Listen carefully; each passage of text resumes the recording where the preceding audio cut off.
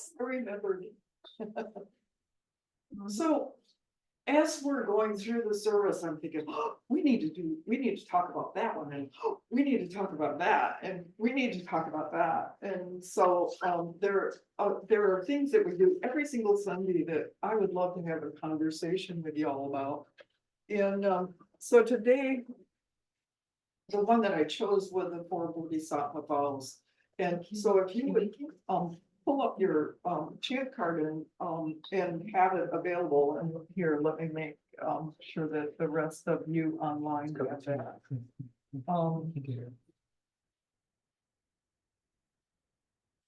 If you go to the Red Clay Sangha liturgy, that should give you a copy of that. So we're gonna talk about this. And that's what we end each service with. We say it 3 times with bells and all of that cool stuff, which I love. And so I wanted to just say it through once, chant it together just once. And then I'm going to read you another version. There's lots of translations of it. This comes out of SoKai again.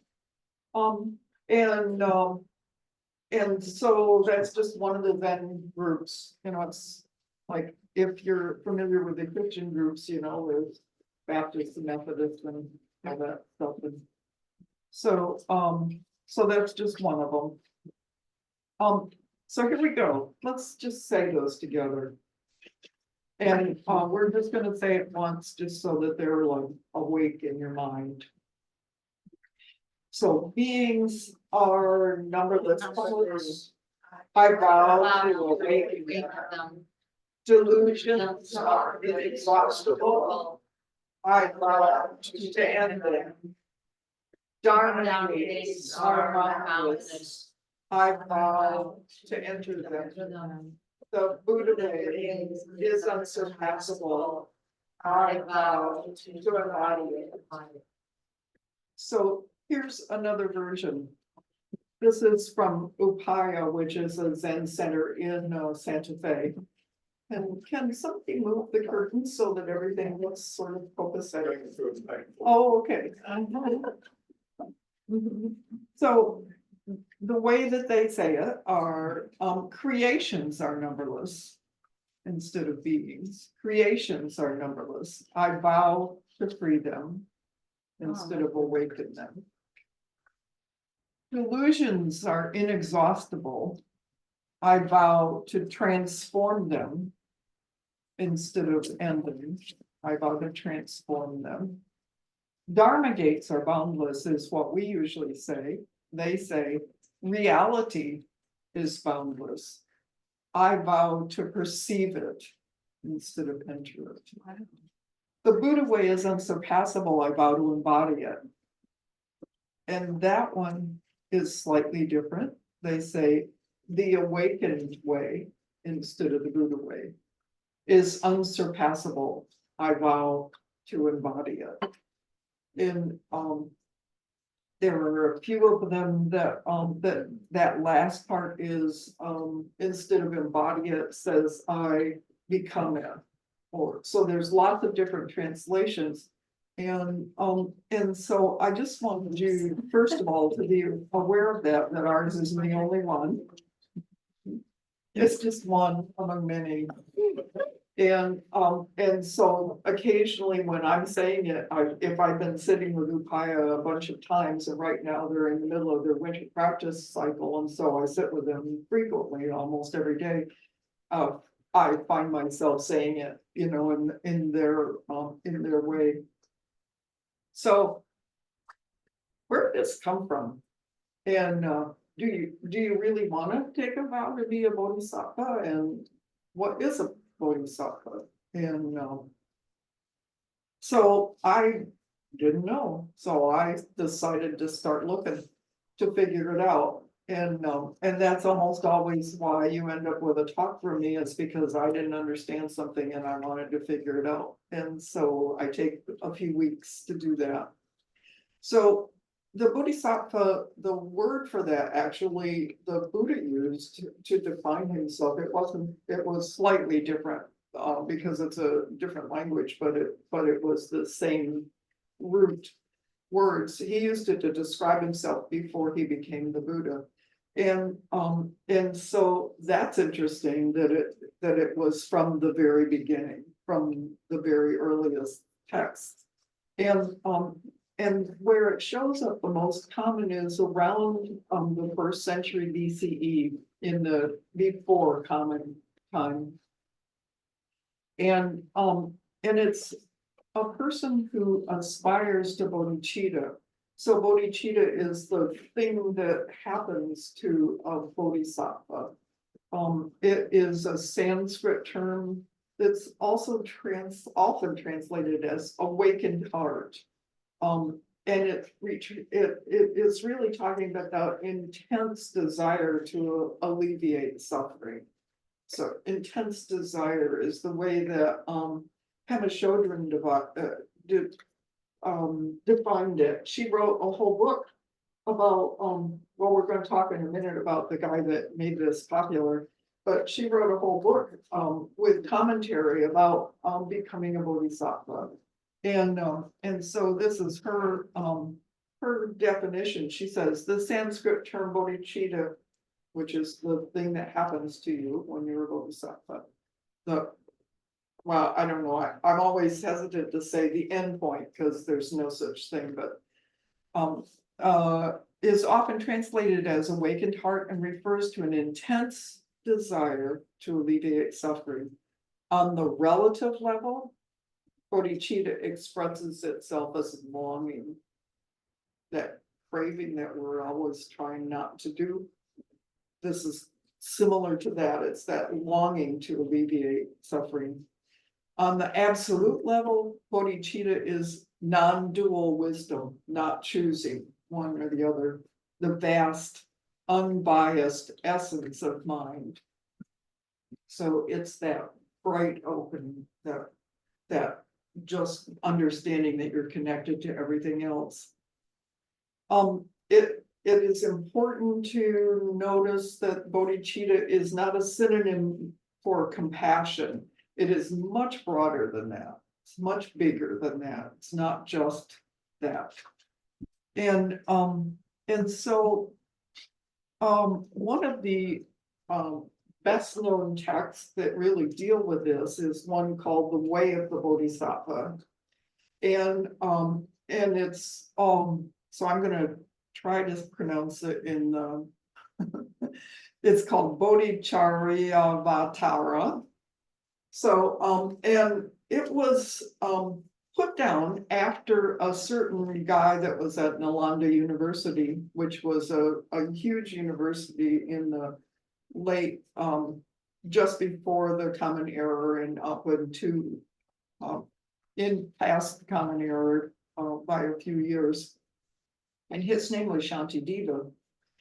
And he was a person that was studying there at Nalanda University. And the thing that was said about him, some of you have heard this story, but the thing that was said about him was that he never went to classes and he didn't study. And so the rest of the students didn't like him much. They said he was only good for shitting and eating. And that was a direct quote. And so they decided that at the end of the year, one of the students was supposed to give a talk to the whole university. And they decided they were going to fix his clock. So they invited him to be the person to speak. They made the place where he had to sit. The first step was so high that you had to struggle to get up there. And then it sat really high. And first of all, they were hoping he wouldn't be able to get there. But he did. Some reports say that he floated up. Who knows? But he got there. And then he gave a talk. And first he got up there and then he goes, well, you want something you've heard a lot, or you want something brand new? And they said, brand new, give us something brand new. So he said, okay, done. And so he started a talk that was so mind-boggling that people just couldn't believe that he was giving this talk. And the rest of the story is that by the end, they were so excited about what he was saying, is that it appeared that he just floated right up and became harder and harder to hear. So we don't know whether he really floated up, unlikely, but maybe. And then, but what we do know is that people were so excited about what he was saying that it felt like that he was just in another sphere. So that's who really made us the most familiar with becoming a bodhisattva and understanding that whole process. And the Padmakara translation group translated it into this little book that's just a lovely, wonderfully bound little book that has all of the verses of his sermon. So once again, when we're talking about translations from that far back, we don't know who really wrote it down or even who really said it, but that's just the story that goes with this. So,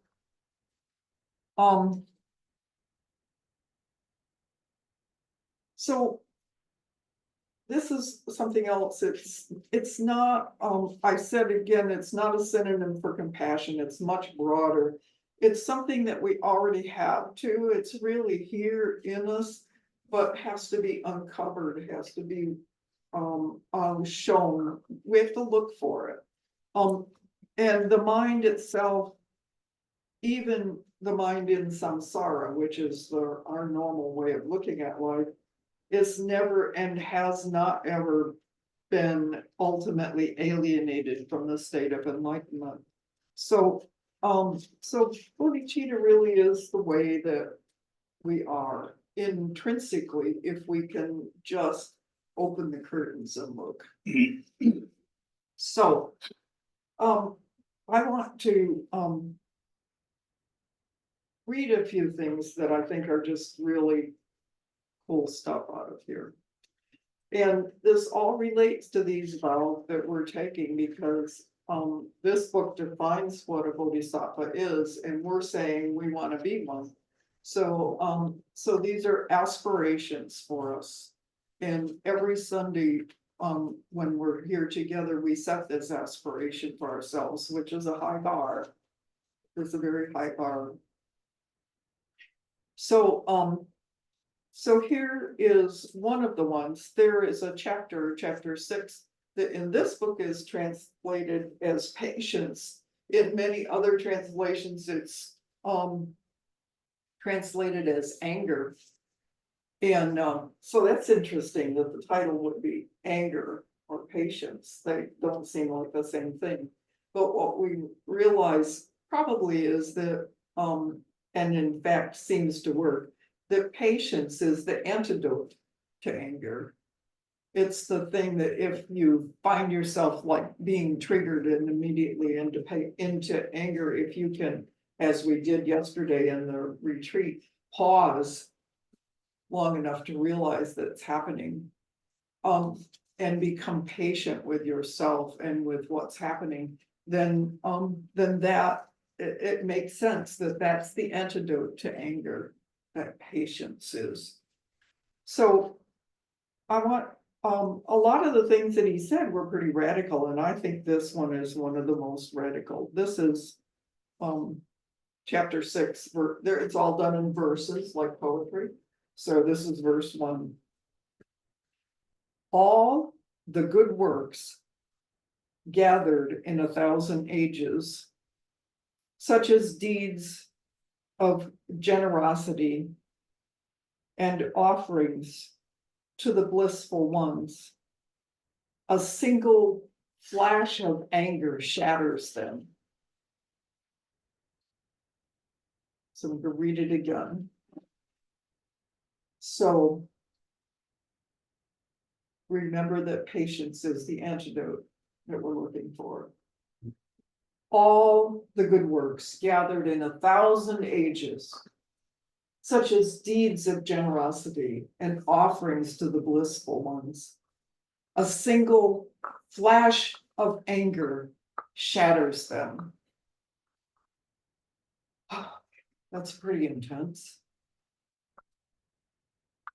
But think about what happens if you allow your anger to just sort of bounce off everybody or to be there.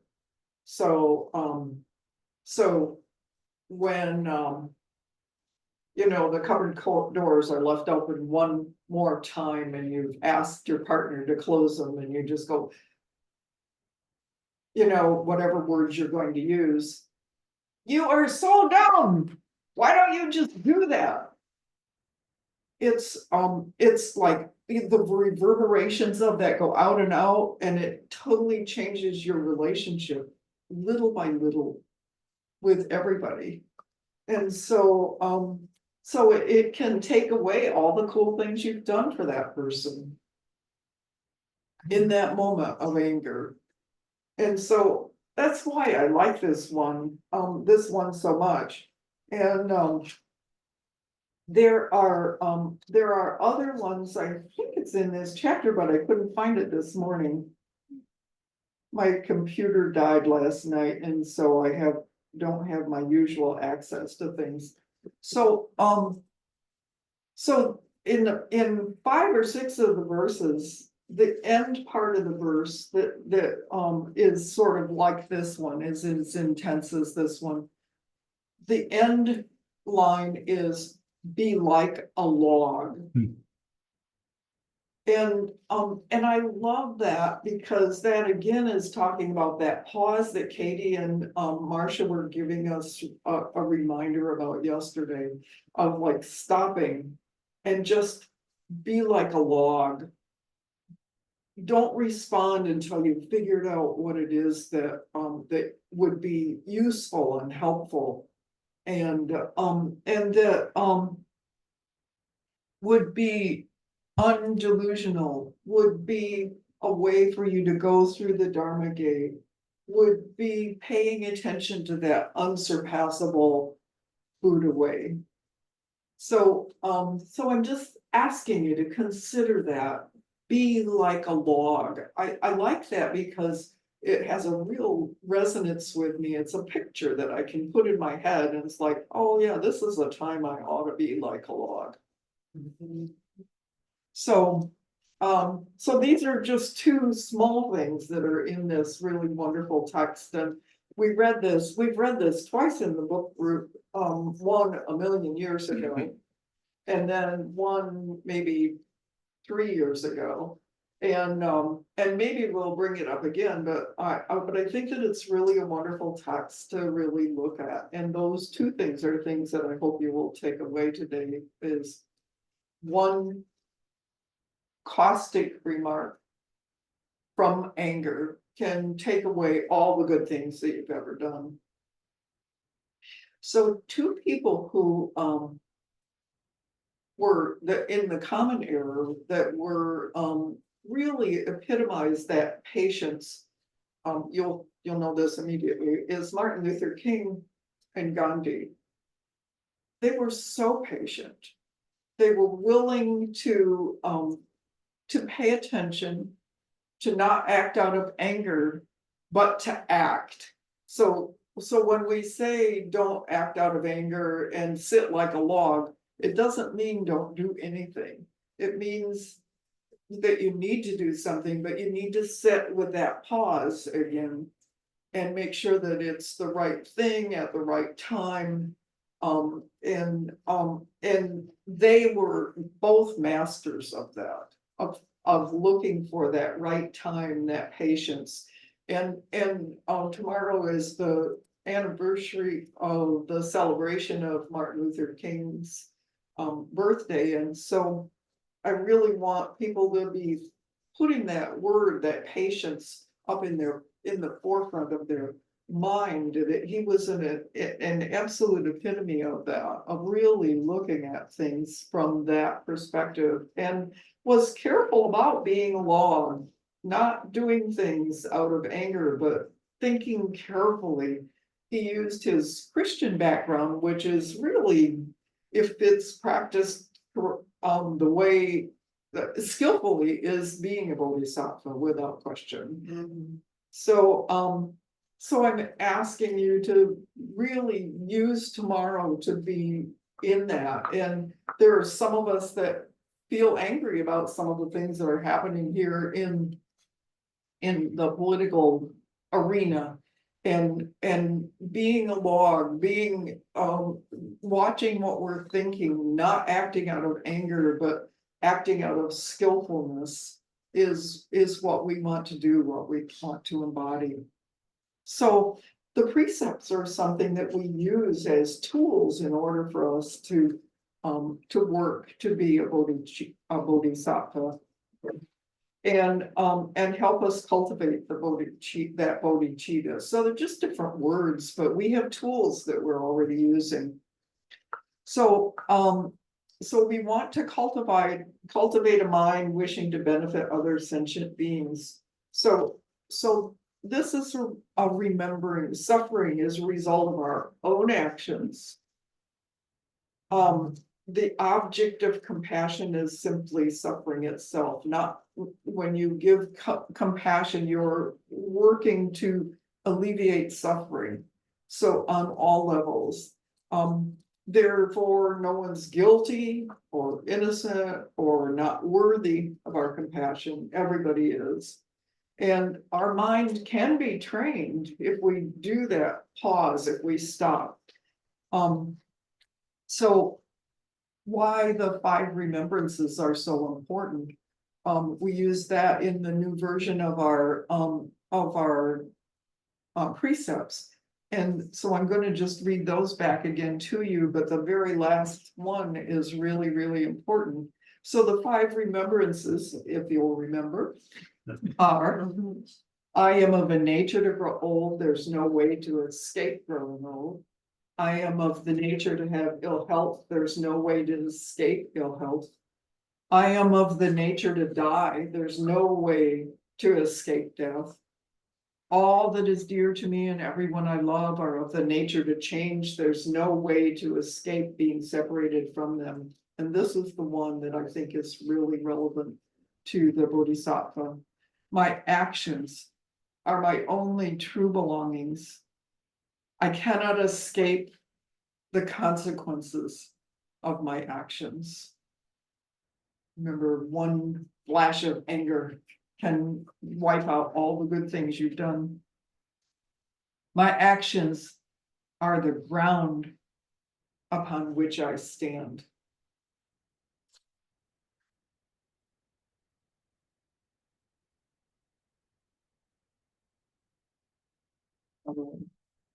Right there. Still recording. But at the top bar, there's a square thing, square and a pause. What, Right yes. after this, somewhere. Just press